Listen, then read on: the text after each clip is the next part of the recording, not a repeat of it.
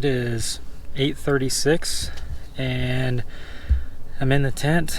It is still around 70 degrees, so it's pretty warm. I don't even have my sleeping bag out. I don't know that I'll use it tonight.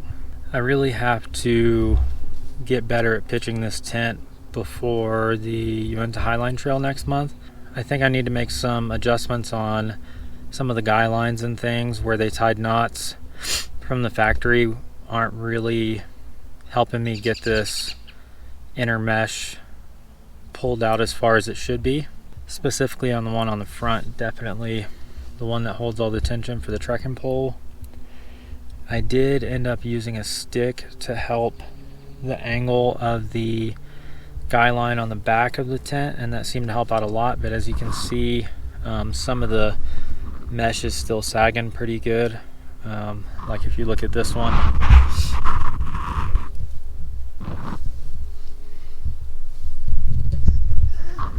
I've seen some videos where the mesh seems to be a lot tighter.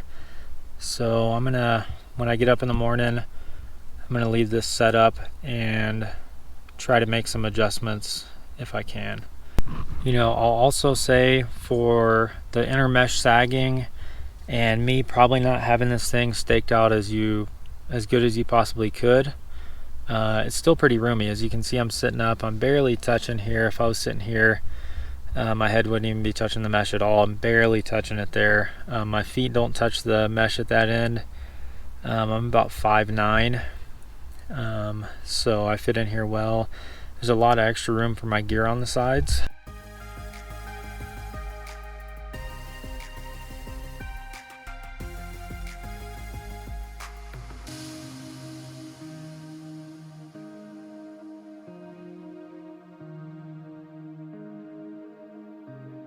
With the design of the rainfly and the inner mesh on this thing, it actually breathes pretty well. I think I'll leave this vestibule open for the night. I was able to hike out here. It took me 10 minutes to get here, probably 10 minutes to get to this spot or so. I left my house at after right about probably 7:30. And like I said, it's 8:41, so, and I'm already in the tent ready to call it a night. So pretty good little trip. So it's currently 7:10 a.m. and I've been up for a little while. I got up and went to the bathroom a minute ago. It got pretty chilly last night, so I am still in my under my down blanket. It's not too bad. I think it said it was 54. My phone said it was 54 degrees this morning, so not too bad. But the way I pitched this tent yesterday in the sun, in the 85 degree heat, I made sure there was plenty of ventilation. And so with that, there's quite a bit of ventilation coming in this morning with that really chilly breeze. So I think I'll hang out in the tent until the sun comes out, because yeah, it's pretty chilly. Here in a little while, I will be getting up and hopefully making some adjustments to this tent. And the last time I pitched this, I had to make kind of a temporary knot on the front guy out. So I'll undo that one and do a more proper placement on that. I'm also going to make breakfast this morning, so I'm going to try out one of my new Heather's Choice meals that I haven't tried out before, one of the new flavors for the breakfast.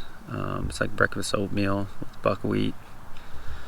Also, I guess I should mention, between this down blanket and my regular Nemo Astro pad, I was really comfortable last night. This little pillow right here, this is my first time using it. This thing was awesome last night. This is Wilderness Technology. I forget what they call this pillow, but it's their kind of travel pillow that stuffs into itself. And I got it at a local gear shop, so I'm not really sure where you can find them online, but I'll see if I can post a link down below for this thing, because I want to say it was like maybe $10 at Recreation Outlet in Ogden here. That's one of my favorite local gear shops. But this thing was so much more comfortable than the ultralight pillows that I've been using. I love Outdoor Vitals, and I've had one of their little inflatable pillows that you get for free for a while now, and I use that. And the problem is every night trying to keep that thing centered on your sleeping pad, and then trying to keep your sleeping pad from moving around in your tent. It's just too many things to try to keep in the same place, so my pillow always ends up sliding out from under my head.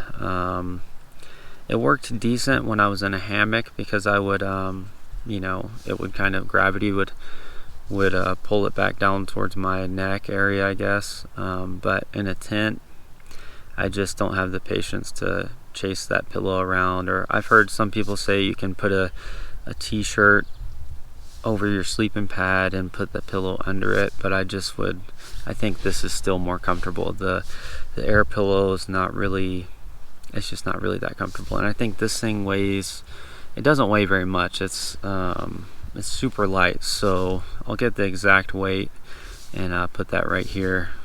Overall, I had an excellent night's sleep. I checked my Garmin Connect app this morning, and it said that a good majority of my sleep was actually REM sleep. Probably half of my sleep was REM sleep, which is super uncommon for me.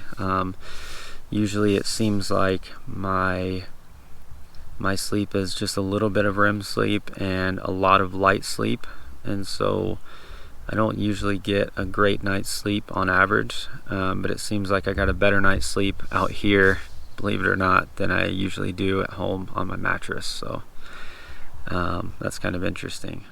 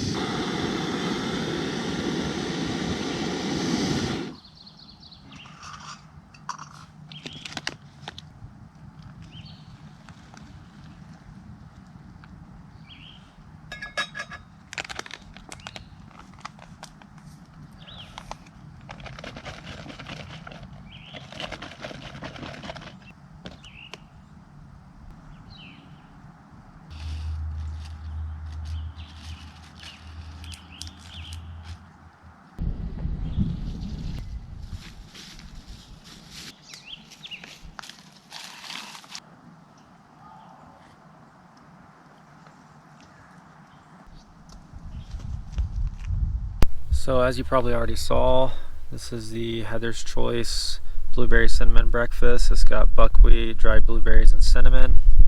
Also, like 530 calories. It's super high calories per ounce for what it is. And I really like these things. I'm gonna be honest on this one. I hadn't tried this one before. This flavor, the first bite that I tried, I kind of thought this tastes like throw up. And then I tried it again and I was like, what is that? You know, it tastes like something that tastes like throw up. And then I tried it again. It's really good flavor other than that like a little bit of what I thought was like throw up flavor. And then I identified it as was the blueberries, and I think it's just the acidity of the blueberries. And so once I identified that taste and was like, okay, that's blueberries, every bite after that I was like, okay, that's blueberries, and it doesn't taste like throw up anymore. So just I think the acidity of the blueberries kind of caught me off guard. So but at this point now I'm eating it, it tastes really good. So yeah, that was kind of interesting because I thought I didn't think I was going to be able to finish this. So, and also I should note that it feels pretty irresponsible of me to be wearing this white sun hoodie on the day that I brought a blueberry cinnamon breakfast. So I mean, really wearing white in the woods, not really a great idea anyways, but it was the best sun hoodie I could find at Ross at the time. So this is what we're rolling with. This is what I'm taking the Uinta Highline Trail. I'm sure it's going to be black by the time I'm done, but you know. So the last goal for me on this hike is to go back to my tent, readjust the knots, check all the guidelines, and make sure everything is set kind of where I want it. Because one of the major downsides to trekking pole tents is you can't really set them up in your living room or anything like that. So when I have this thing set up, I really want to go through it and make sure that everything is pretty much as I want it, because I don't really get a lot of opportunities to look at it while it's set up outside of me being somewhere as far away from home or whatever. So this is a really good opportunity for me to make some quick adjustments just one night, and then go back home and all is good. So let's get started adjusting the tent. So going around and looking at the tent, I think one of the biggest differences I could have made would have been to put a little stick like this at every guy line, just to help get that angle better, because this, before there was no tension on this hook at all. It was super loose, and so it wasn't doing a very good job at pulling this mesh back. So whenever I increase the angle, it's still not exactly where I'd like it, but it's way better. There's actually tension there. I'll show you what happens when I take it off. Now, you can see there's pretty much no tension here. This is super loose, and yeah, so that would be fix number one. Same thing over there. You can kind of see that hook isn't really under any tension. So I have all the tension off of this tent right now, so everything's a little bit loose, but I'm going to show you what I was talking about. I already got the knot out. I was fighting with it for a while, but the last time I used this tent, I had to tie an extra knot right here in the front. The factory knot is down here. I had to tie an extra knot right around here so I could pull this guy line further away from the tent. For whatever reason, whatever way it was set up, I kind of needed that. But once I did that, setting it up this time, I used the factory knot, and this little adjustment lever here, I wasn't able to slide it down as far as I needed because that knot was interfering. Yesterday, as I touched the knot, it was just enough for it to work for me. So now I think with having adjusted that, I think it'll make things a lot better next time I set this up.